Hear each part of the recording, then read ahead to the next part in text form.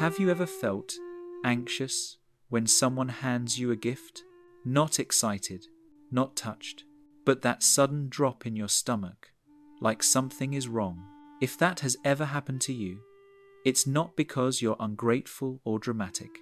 You might be experiencing something called gift anxiety, a psychological response far more common than people realize. I know that feeling.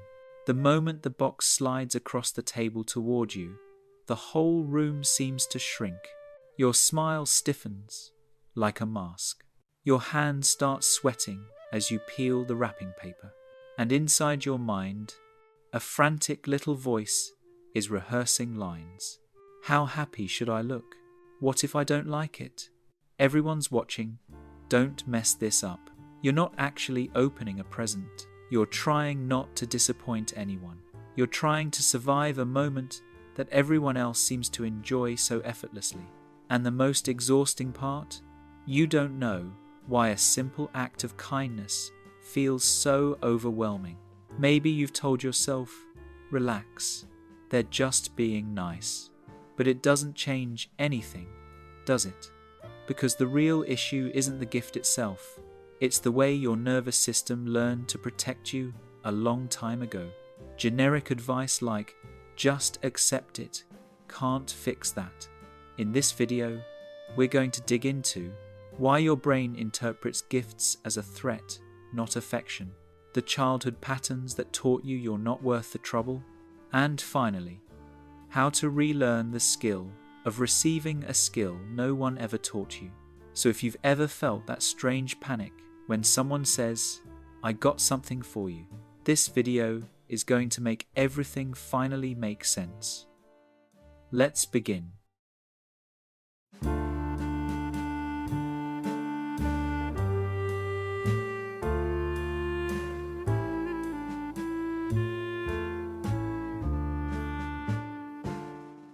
There's something most people never notice about receiving a gift. Your brain doesn't see it as generosity. It sees it as a transaction. This isn't your fault, it's the way human psychology has worked for thousands of years. Long before birthdays, wrapping paper, or holiday parties, early societies survived by exchanging goods. A gift was never free. It created a bond and an obligation. And even today, your nervous system still runs that ancient script. When someone hands you a present, your mind doesn't think, how nice of them. It thinks, now I owe them something. What if I can't give back equally? What if this changes the balance between us? For people who are highly sensitive to social dynamics, this internal accounting system is loud and immediate. The gift becomes a weight, a subtle shift in power, where the giver feels like the benefactor and you feel like the one who must repay. And if you grew up valuing independence, or if life taught you that needing others is dangerous, this imbalance feels threatening. You're not rejecting the gift. You're rejecting the loss of control that your brain associates with it. This is why you might freeze, panic, or even feel guilty when someone shows you generosity. Your brain is trying to protect you from a debt that doesn't actually exist. But here's the twist most people never realize. The giver isn't keeping score. Only your nervous system is. And once you understand that, the entire experience of receiving begins to shift. There's a moment hidden inside every gift-giving scene that no one talks about, the performance. Because the second someone says, open it, you're no longer just a person receiving a present. You're the main actor in a live, emotional theatre, and the audience, everyone in the room, watching your face, studying your micro-expressions, waiting for the exact reaction they imagined in their heads. You can feel it, can't you? That pressure to look surprised, delighted, grateful, but not too grateful, or it'll seem fake. Not too calm, or it'll seem unappreciative. Not too shocked, or it'll look exaggerated. It's an impossible script, one you never agreed to perform, Yet the moment the wrapping paper touches your fingers, you slip into character automatically. And here's what makes it exhausting. You're not actually thinking about the gift. You're managing the emotions of the person who gave it to you. You're working to protect them from disappointment. You're regulating their feelings instead of experiencing your own. For introverts, highly sensitive people, or anyone who grew up masking their emotions to stay safe, this moment becomes pure emotional labor. You scan the giver's face, adjust your tone, modulate your smile, all while your nervous system quietly panics under the spotlight. This is why receiving feels draining, not because you dislike the gift, but because you're carrying the weight of someone else's expectations on your shoulders. And most people have no idea how heavy that weight actually is. There's a reason receiving a gift can feel so strangely uncomfortable, and it has nothing to do with the box in your hands. The real conflict happens inside you, because a gift carries a message. It says, you matter, you're worth the effort, someone thought of you. But for many people, that message collides violently with an older, quieter belief buried deep in the psyche. I'm not worth that. I don't deserve this. This is where the internal war begins. On the surface, you smile. You say thank you. You do everything socially expected of you. But inside, two truths crash into each other like tectonic plates. The gift acknowledges your value. Your inner critic denies it. And that clash creates a discomfort so real it can feel physical. A tightness in your chest, a heat in your face, a sudden need to shrink or deflect. You might hear yourself saying things like, you shouldn't have. This is too much. You didn't need to get me anything. To most people, those phrases are polite. But to you, they're literal.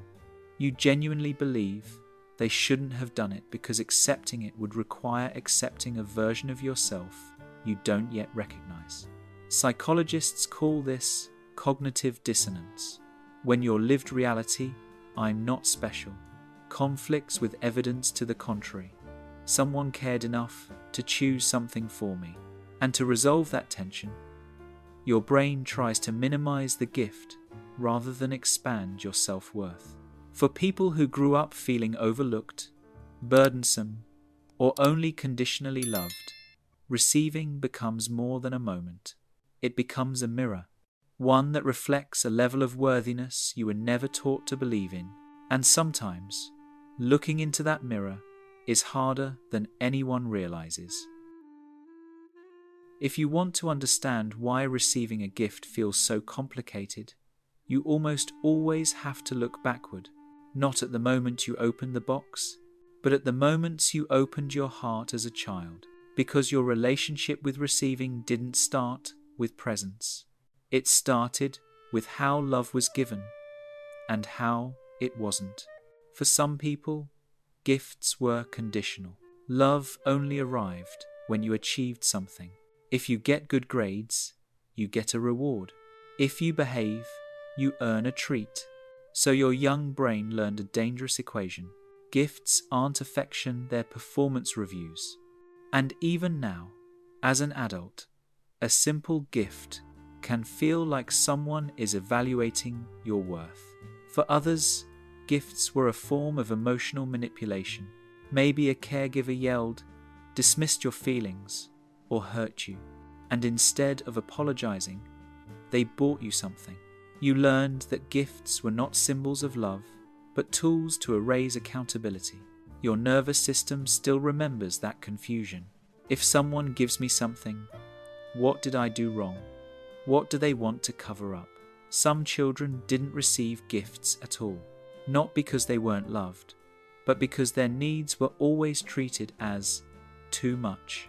They survived by becoming low maintenance, by shrinking their desires, by never asking for anything.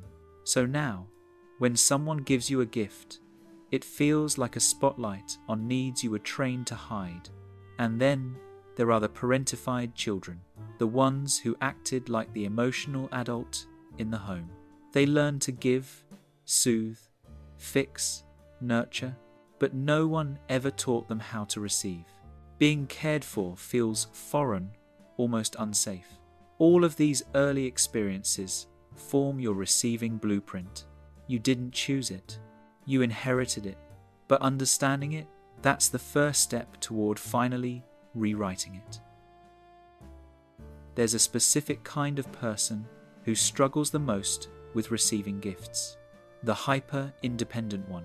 The one who learned early in life that the safest way to exist was to rely on no one.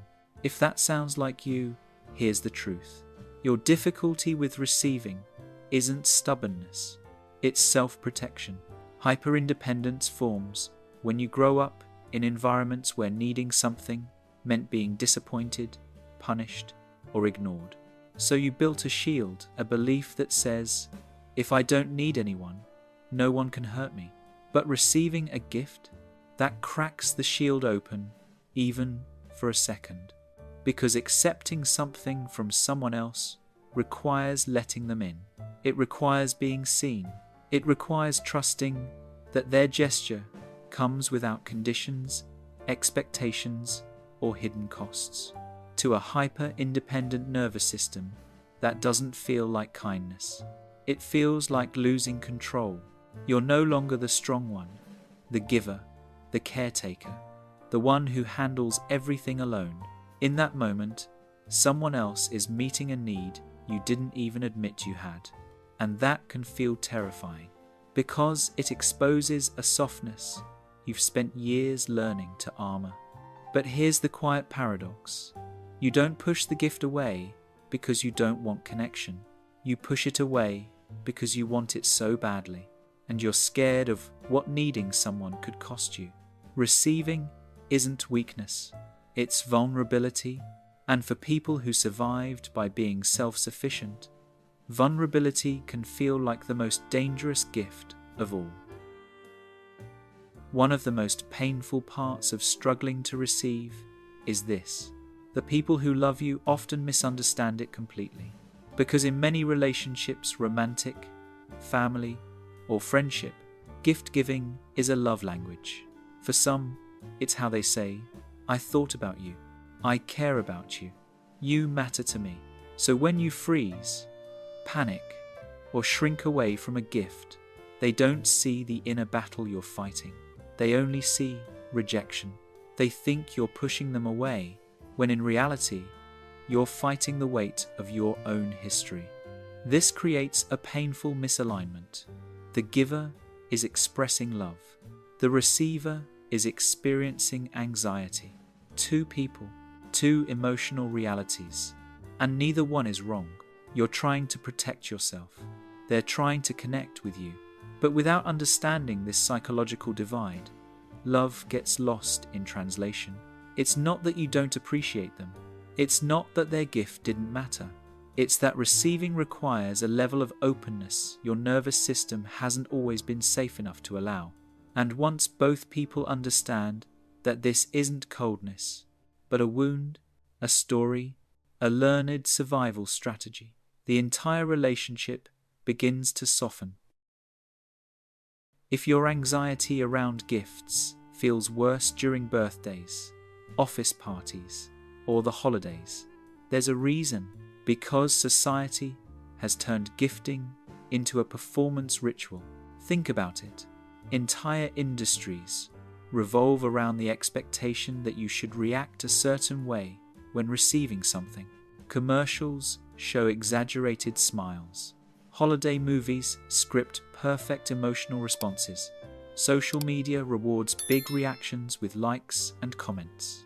Somewhere along the way, gift-giving stopped being a quiet gesture of care and became a moment you're supposed to perform.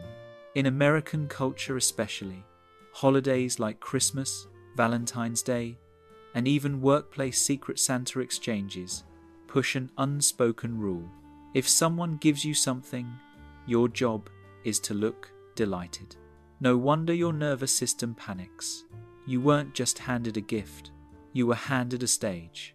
And for people who struggle with authenticity, vulnerability, or emotional expression, this pressure is suffocating.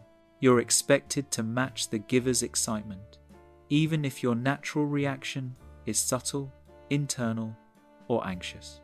But here's what most people miss. Your difficulty isn't rudeness.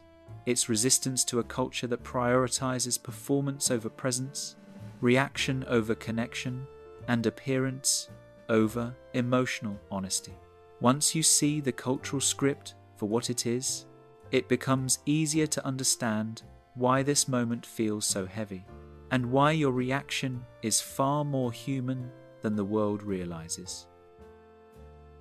If receiving has always felt overwhelming for you, here's the truth you've probably never heard. Receiving is a skill, not a personality trait, not a moral flaw, not something you should just know how to do. It's a skill most people were never taught, but it can be learned slowly and gently, without forcing yourself into discomfort. The first step is awareness. When someone gives you something and you feel your chest tighten or your stomach drop, pause. Place a hand on your chest and name what's happening. My nervous system is reacting, not my character. That alone takes the shame out of the moment. Next is micro-receiving, practicing on things that feel small and safe. Start by accepting compliments without deflecting. Let someone hold the door for you. Say thank you without adding, you didn't have to.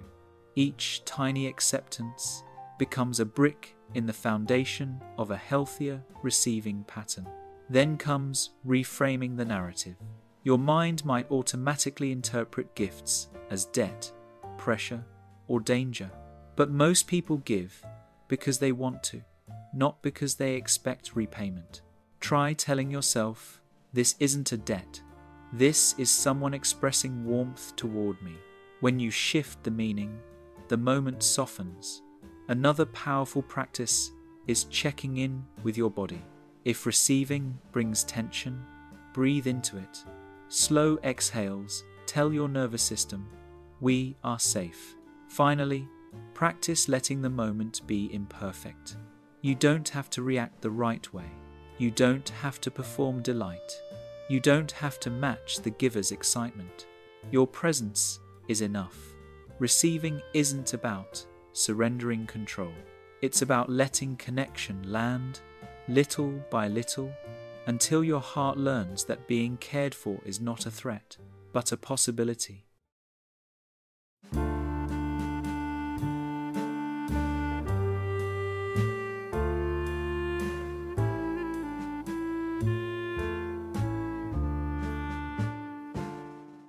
When you look closely, a gift is never really about the object. It's a moment, a small doorway someone opens toward you, a doorway that says, without words, I see you, I thought of you, you exist in my world. For so many years, your nervous system learned to treat that doorway as dangerous. It learned to expect strings attached, hidden costs, emotional traps, or disappointment. But as you begin healing, you'll start to notice something softer beneath it all. Most people don't give to control you. They give to connect with you. And maybe receiving isn't about proving worthiness, or matching energy, or performing joy. Maybe it's simply about allowing the moment to land, letting someone else's kindness reach a place inside you that was never nourished enough. A gift is not a spotlight. It's not a test. It's not a debt. It's an invitation, a gentle knock on the door of your guarded world. And little by little, you get to decide which doors you want to open. If this video helped you understand yourself a little more, I'd love for you to stay. Hit subscribe so you don't miss the next deep dive into the quiet parts of the human mind. And in the comments, tell me your experience. What has receiving gifts felt like for you? Your story might be the one that helps someone else feel less alone.